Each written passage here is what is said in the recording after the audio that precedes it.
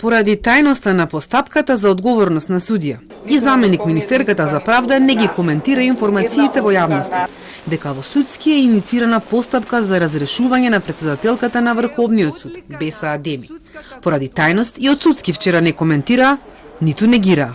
Не можам да коментирам предмет кој што е по законот за судови во тајна постапка и нема да ја коментирам се додека не се заврши. СДКМК вчера објави дека членот Милјази Мустафа, избран од Собранието, е тој што е иницирал постапката.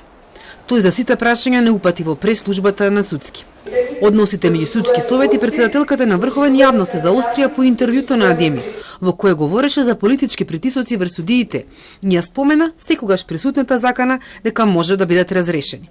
Судски по ова ја повика на средба, на која таа не се појави и им одговори, да ги решат прво проблемите во своите редови. Предходно Адемија повика на гости и амбасадорката на САД Агелер. И по средбата Врховен објави соопштение во кое напиша дека судството не смее да биде под политички притисок и не треба да се дозволи мешање на другите власти во донесување на судските одлуки.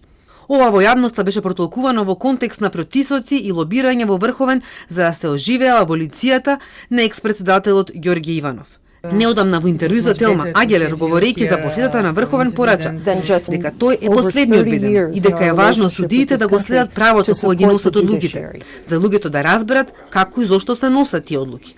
Периодов Адеми беше и мета на напади преку портали, за кои Телма пишуваше дека стојат блиски луѓе до ДУИ. Периодов актуелна е и војната со преписки и критики меѓу министерот за правда Лога и членови на Судски.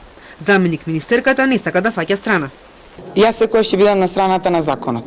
Препораката што можам да ја дадам и на Судскиот совет, и на Врховниот суд, па и на сите други во извршната власт, дека треба само да го почитуваат законот.